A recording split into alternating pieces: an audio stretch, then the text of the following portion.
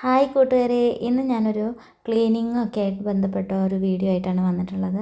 അപ്പോൾ എല്ലാവർക്കും എൻ്റെ വീഡിയോയിലേക്ക് സ്വാഗതം. അപ്പോൾ ഇന്ന് ക്ലീനിങ് ആണ് കേട്ടോ. ഇന്നല്ല, എന്നും ഇപ്പോൾ ഈ വേനൽക്കാലം ഈ കാറ്റുകാലമൊക്കെ ആയിക്കഴിഞ്ഞാൽ നമ്മൾ എത്ര വൃത്തിയാക്കിയാലും വൃത്തിയാവില്ല അല്ലേ. അപ്പോൾ അതേ ടാർപോളിൻ്റെ മുകളിൽ നിറയെ മുകളിൽ നിന്ന് ഇല വീണ് കിടക്കുകയാണ്. അപ്പോൾ അതൊക്കെ തട്ടിയിട്ടിട്ട് അടിച്ച് തീയിടാനുള്ള പരിപാടിയാണ്. അപ്പോൾ രണ്ട് ദിവസം കൂടുമ്പോൾ തീയിടണം കേട്ടോ, അല്ലെങ്കിൽ ചവറ് നിറഞ്ഞ് എന്താ പറയുക, തീ പാളും. നമ്മൾ കാറ്റൊക്കെ വീശുന്ന കാരണം കൂടുതൽ ചവറായാൽ നമുക്ക് തീയിട്ട് കഴിഞ്ഞാൽ പേടിയാണ്. കാരണം നല്ല കാറ്റുമല്ലേ, ഈ കാറ്റ് വീശുമ്പോൾ അപ്പുറത്തെ പറമ്പിലാണെന്ന് വെച്ചാൽ മരങ്ങളും ആവശ്യമില്ലാത്ത കമ്പും ചില്ലയൊക്കെ ഉണങ്ങി ഇത് വീണിട്ടും ഒക്കെ നമ്മളുടെ പറമ്പിലേക്ക് ഇങ്ങനെ തൂങ്ങി നിൽക്കുക. അപ്പോൾ നമ്മൾ കൂടുതൽ ചവറിട്ട് തീയിടുമ്പോൾ എന്താണെന്ന് വെച്ചാൽ അതങ്ങോട്ട് കാറ്റിന് പാളി കഴിഞ്ഞാൽ ഒരൊറ്റ കളലായിരിക്കും. അതോടൊക്കെ പിന്നെ എന്താ പറയുക, അവരുടെ പറമ്പിൽ തീയിട്ടു എന്ന് പറഞ്ഞുള്ള കേസും ബുദ്ധിമുട്ടാകും. അപ്പോൾ അത് കാരണം രണ്ട് ദിവസം കൂടുമ്പോൾ തീയിട്ട് കളയാം. അത്രയ്ക്ക് അധികം ഇലകളാണ് കേട്ടോ വീണുകൊണ്ടിരിക്കുന്നത്. നമ്മളെ പറമ്പിലേ അല്ല, പക്ഷേ ഈ മരങ്ങളൊക്കെ ഉള്ളത് കൊണ്ടാണ് കേട്ടോ ചൂടില്ല വീടിൻ്റെ ഉള്ളിൽ. നമ്മൾ വീട്ടിൽ നിന്ന് പുറത്തിറങ്ങുമ്പോൾ മാത്രമേ ചൂട് ഫീൽ ചെയ്യുള്ളൂ. നമുക്ക് ഉള്ളിലിരുന്ന് എത്ര ചൂടാണെങ്കിലും ഉള്ളിലിരുന്ന് കഴിഞ്ഞാൽ ചൂടറിയില്ല. അപ്പോൾ നിങ്ങൾ ഈ സാധനം കണ്ടിട്ടുണ്ടോ? ഇതിൻ്റെ ഇലകളാണ് വീണുകൊണ്ടിരിക്കുന്നത്. അത് ഇപ്പോൾ ഈ കാറ്റുകാലമായ മഞ്ഞുകാലത്ത് അങ്ങനെയാണല്ലോ, ഇല കൊഴിഞ്ഞ് പുതിയ ഇലകളൊക്കെ തളിരിടും. അപ്പോൾ ദേ ഈ കായകൾ നിറയെ വീണ് കിടക്കുന്നുണ്ടാവും. ഇനി ഇത് കഴിഞ്ഞ് കഴിഞ്ഞാൽ തളിരിട്ടാൽ ഇനി പൂവ് ഫുള്ളും വീഴണമായിരിക്കും. അപ്പോൾ ഈ അടിച്ചു വാരൽ തന്നെ, രാവിലെ അടിച്ചു വാരിയാലും ഈ കായന് എന്താ നിങ്ങൾ പറയുക? ഞാൻ ചെറുപ്പത്തിലൊക്കെ ഇത് പൊട്ടിച്ച് കഴിച്ച മധുരം ഉണ്ടാവും കേട്ടോ. അതിന് ഒരു ശർക്കരയുടെ ഒരു പ്രത്യേക മധുരം. മുമ്പെയൊക്കെ ചെറുപ്പത്തിൽ സ്കൂളിൽ പോകുമ്പോഴൊക്കെ ഈ കായ കാണുമ്പോൾ പൊട്ടിച്ച് അതിൻ്റെ തോലൊക്കെ കളഞ്ഞിട്ട് കഴിക്കാറുണ്ട്. ഇപ്പോൾ ഒന്നും പറ്റില്ല എന്ന് മാത്രമല്ല, ഇപ്പോൾ ഒന്നും ആരും കഴിക്കില്ല. അതിന് ഞങ്ങൾ പറയുക മദ്രാസ് കായ എന്നാണ്, എനിക്കറിയില്ല പ്രോപ്പർ നെയിം.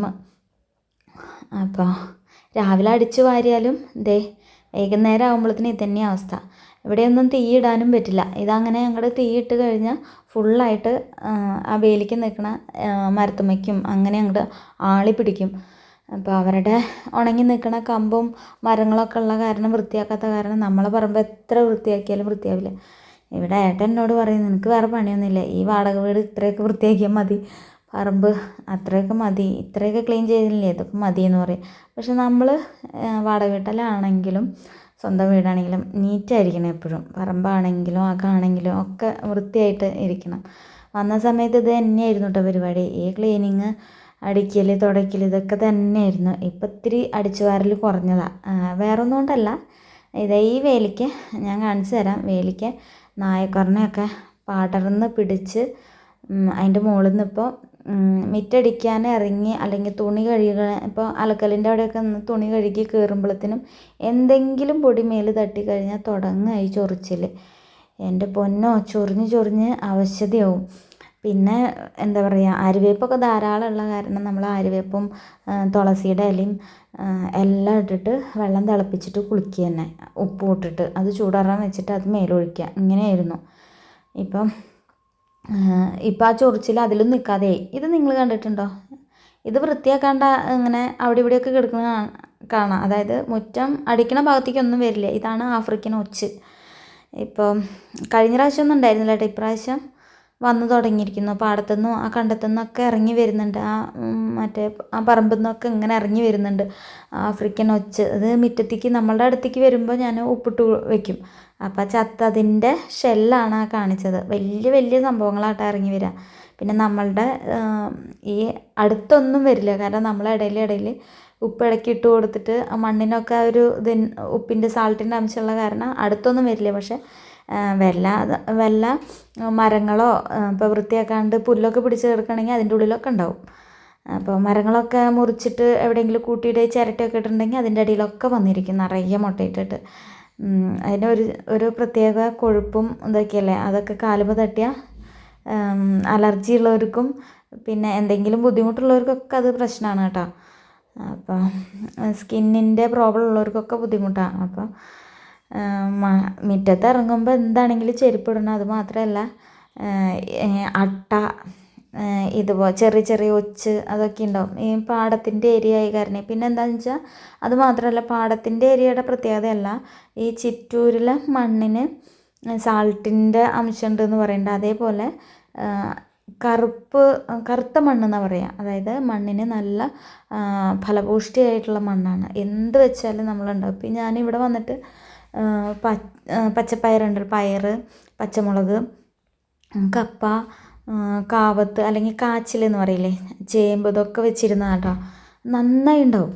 ഇപ്പോൾ ഉറച്ച് കിടക്കുകയാണ്, വേനൽ വന്നു കഴിഞ്ഞാൽ നല്ല ഉറച്ച് കിടക്കും. കാരണം ഇവർ മണ്ണൊന്നും ഇട്ട് പൊന്തിക്കാത്ത കാരണേ പാടത്തെ ആ കണ്ടം തീർത്ത ആ മണ്ണാണ്. അതുകൊണ്ട് നമുക്ക് വേനൽക്കാലമായി കഴിഞ്ഞാൽ മണ്ണ് നന്നായി ഉറച്ച് കിടക്കും. നമ്മൾ ചെറിയ മൺവെട്ടിയൊക്കെ ഒന്ന് എടുത്തിട്ട് വെട്ടിയാലൊന്നും മുറിയില്ല, അതുപോലത്തെ മണ്ണാണ്. കളമണ്ണെന്നൊക്കെ പറയില്ലേ.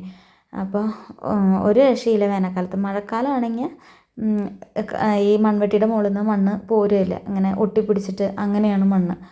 അപ്പം ഞാൻ എന്ത് നട്ടാലും ഇവിടെ ഉണ്ടാവും. അതാണ് ഈ മണ്ണിൻ്റെ പ്രത്യേകത. അതുകൊണ്ടാണ് ഈ ആഫ്രിക്കൻ ഒച്ചും അട്ടിയും അങ്ങനെയൊക്കെ കൂടുതൽ ഇവിടെ കാണുന്നത്.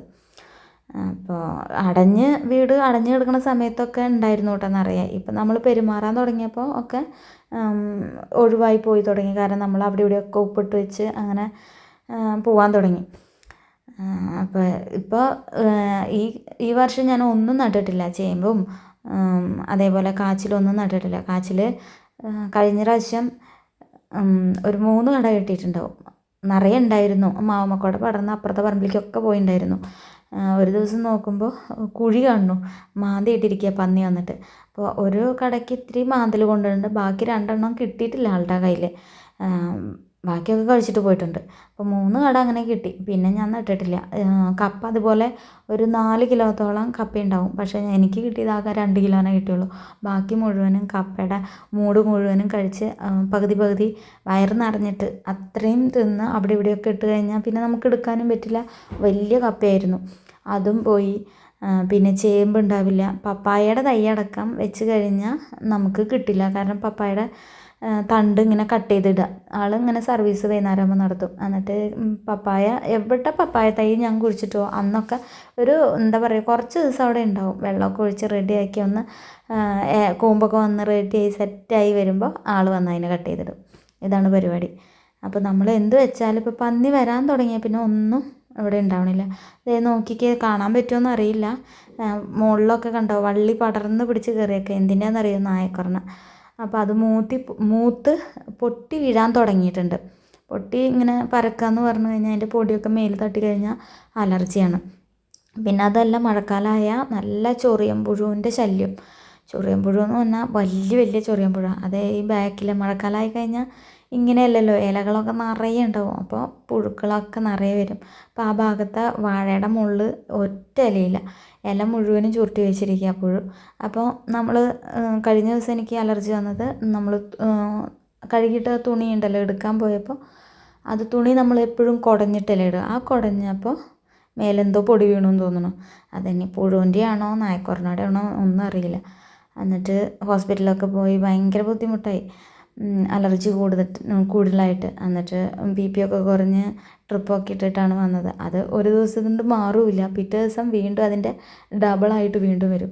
അങ്ങനെ 3-4 പ്രാവശ്യമായി ഇപ്പോൾ ഈ അലർജി വന്ന് കൊണ്ടുപോകണം. അത് കാരണം ഇപ്പോൾ ആ സൈഡൊന്നും ഞാൻ വൃത്തിയാക്കണില്ല കാര്യമായിട്ട്. അവിടെയൊക്കെ നിറയെ വീണ് കിടക്കുന്നുണ്ടാവുമല്ലോ. അപ്പം നമുക്ക് കാണുന്നിടത്ത് ഇത്തിരി മോശമല്ല ഇങ്ങനെ. അപ്പം നമ്മൾ നടക്കണോടത്തും കണ്ണെത്തണ ദൂരമൊക്കെ ഒന്ന് വൃത്തിയാക്കിയിടും, ബാക്കിയുള്ളതൊക്കെ അവിടെ ഇടും. വേറെ ഒന്നുമല്ല, ചൊറിയാൻ വയ്യാഞ്ഞിട്ടാണ്. ചൊറിയിൽ മാത്രമല്ല അഡ്മിറ്റ് ആവേണ്ടി വരും.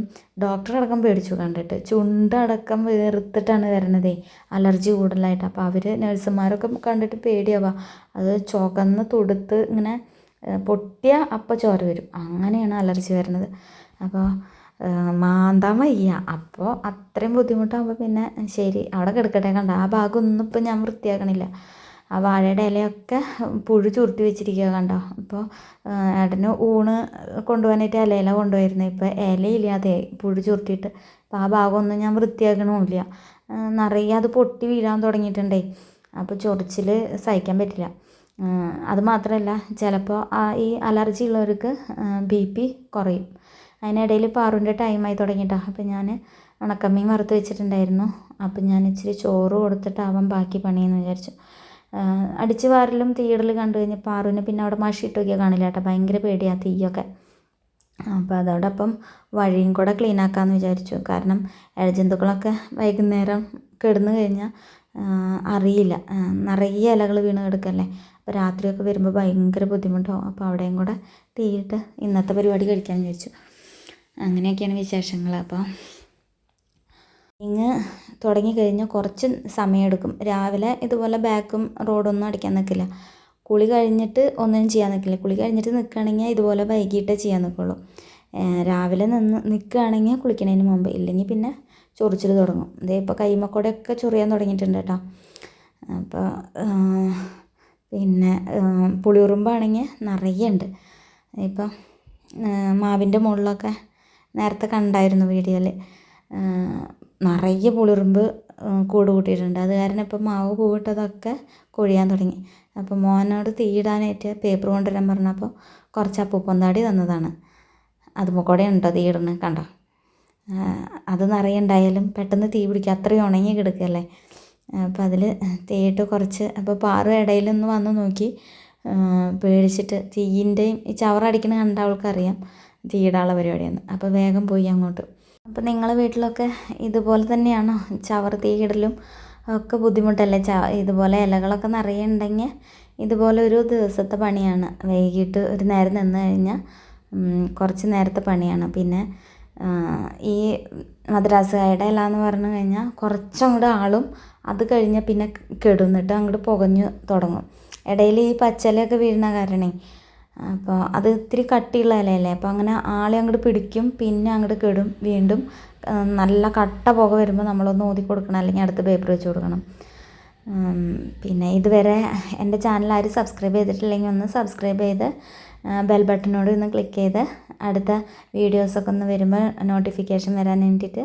അപ്പോൾ ഇഷ്ടപ്പെട്ടാൽ ലൈക്ക് ചെയ്യാനും കമൻറ്റ് ചെയ്യാനും മറക്കരുത്. എനിക്ക് പിന്നെ ഈ പുറത്തെ പണിയൊക്കെ ഭയങ്കര ഇഷ്ടമാണ് കേട്ടോ. ഇതുപോലെ ചേമ്പ്, കാവത്ത് ഇങ്ങനത്തെയൊക്കെ നടുക, ഇതൊക്കെ ഞാൻ പണ്ടും ചെയ്യും. അമ്മ പറയുമ്പോൾ വേഗം കുഴി കുത്തി അതിൽ ചാറിട്ട് പിന്നെ ചപ്പല പറക്കിയിട്ട് എന്നിട്ട് മണ്ണിട്ട് ഈ നമ്മളെന്താണോ നടാനുള്ളത് വെച്ച് മണ്ണിട്ട് വെള്ളമൊഴിച്ച് തടമൊക്കെ ഇട്ട് വെച്ച്, അതൊക്കെ ഭയങ്കര ഇഷ്ടമുള്ള പരിപാടിയാണ്. അത് കാരണം എവിടെ പോയാലും നമുക്ക് മുറ്റം ഉണ്ടെങ്കിൽ പറ്റണ പണികളൊക്കെ ചെയ്തു വയ്ക്കും കേട്ടോ മുറ്റത്ത്.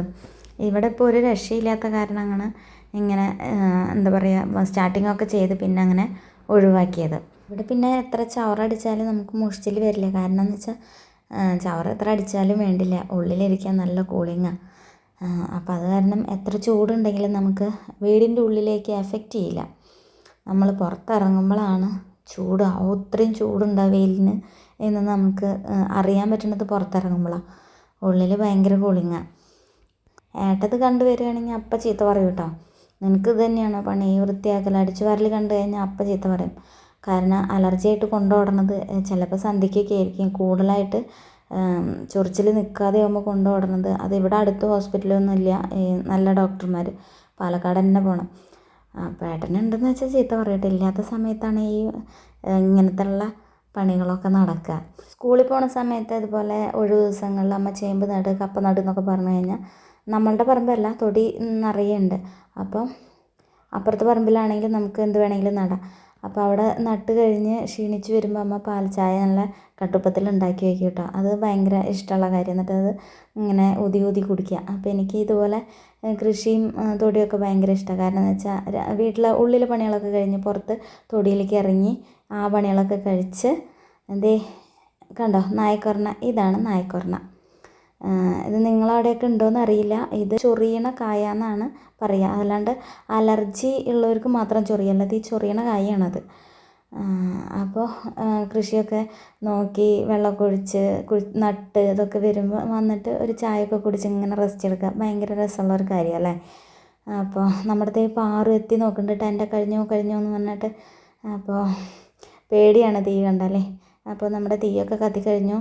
അപ്പോൾ കുറച്ച് വെള്ളമൊക്കെ കൊണ്ടൊഴിക്കാമെന്ന് വിചാരിച്ചു. വഴി കൂടെ പോണവർക്കും അതുപോലെ കാറ്റിനൊക്കെ പറന്ന് കഴിഞ്ഞാൽ എവിടെയെങ്കിലുമൊക്കെ ഉണങ്ങിയ ഇലയിലൊക്കെ പോയി കത്തിപ്പിടിച്ച ബുദ്ധിമുട്ടാവും.